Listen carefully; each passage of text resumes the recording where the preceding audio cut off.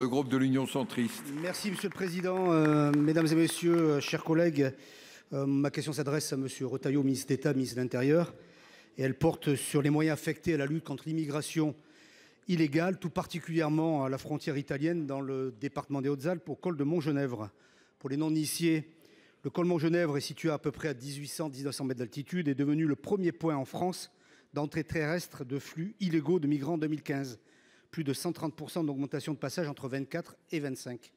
Face à ces afflux et au regard des conditions géographiques et climatiques du col, la police aux frontières est tout bonnement dépassée. Première difficulté, la charge de travail ayant quadruplé, le manque de personnel se fait durement ressentir. Je pense notamment au nombre insuffisant d'officiers de police judiciaire. Deuxième difficulté, les locaux inadaptés, tant pour assurer un accueil digne pour les migrants que pour assurer des conditions de travail décentes pour les fonctionnaires de police. Je rappelle que les rétentions administratives s'opèrent dans des algécos situés à plus de 2000 mètres d'altitude.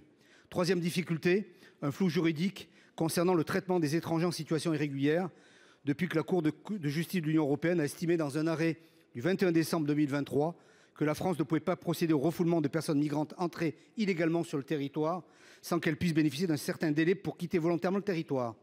Monsieur le ministre, ma question est simple. Quels moyens durables le gouvernement compte-t-il déployer pour faire face à cette situation qui n'est pas sans conséquence sur la sécurité du territoire national dans son ensemble?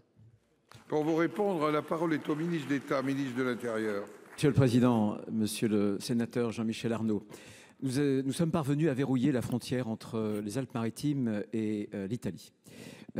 Aujourd'hui, désormais, le flux d'Érythréens passe, c'est nouveau, passe en Italie, par Lampedusa, l'Italie, et ensuite par le col de Montgenèvre et bien entendu les Hautes-Alpes. Sur 90% des mineurs non accompagnés qui ont été interceptés, 90% donc proviennent justement de l'Érythrée. Qu'allons-nous faire? D'abord, c'est la protection de la frontière. Vous savez que contrairement à beaucoup d'autres pays, nous n'avons pas de corps unifié de garde-frontières. Donc on a mis au point un corps diversifié de garde-frontières avec des gendarmes, la police aux frontières, la douane, bien sûr, et Sentinelle, notamment l'armée, pour mieux garder les frontières. Je vous annonce que j'ai décidé de dépêcher une compagnie de CRS pour renforcer justement les effectifs, les renforcer aussi en termes d'officiers de police judiciaire et de modulaires. C'est fondamental, avec aussi l'office qui tracte les filières. L'an dernier, nous avons pu démanteler 269 filières, justement, qui sont des vrais trafiquants d'êtres humains. Et nous allons aussi renforcer ces dimensions. Vous m'interrogez sur la question juridique et notamment sur la jurisprudence de septembre 2023, dite ADDE, de la Cour de justice de l'Union européenne. Elle nous complique énormément le travail, vous le savez bien. Avec l'Italie, c'est la raison pour laquelle nous avons obtenu des résultats, notamment sur les Alpes-Maritimes.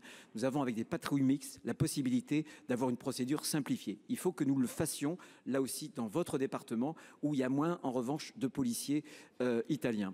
Et puis, il y a surtout la révision de la directive Retour. C'est absolument fondamental, j'y suis revenu à plusieurs reprises. La directive européenne, la directive Retour, aujourd'hui, je l'appelle la directive anti-retour, puisqu'elle donne aux clandestins le choix de rester, de partir avec un délai volontaire. Autant dire que ça ne peut pas fonctionner. L'idée est d'inverser la logique. C'est ce que la Commission européenne a mis sur la table il y a quelques semaines simplement. Et ça va vraiment tout changer. Croyez-moi, nous sommes totalement mobilisés pour garder ces frontières entre vos départements et l'Italie. Monsieur Arnaud. Oui, merci Monsieur le Ministre. Il y a un point sur lequel vous ne m'avez pas répondu, c'est la question des locaux, qui signifie également un élément important pour la dignité des personnes migrantes, mais aussi et surtout pour le travail des policiers, puisque le CRA le plus proche est à plus de 2 heures de route, et vous comprenez aisément les conséquences que ça peut avoir en matière de dignité humaine et de qualité du travail pour nos policiers.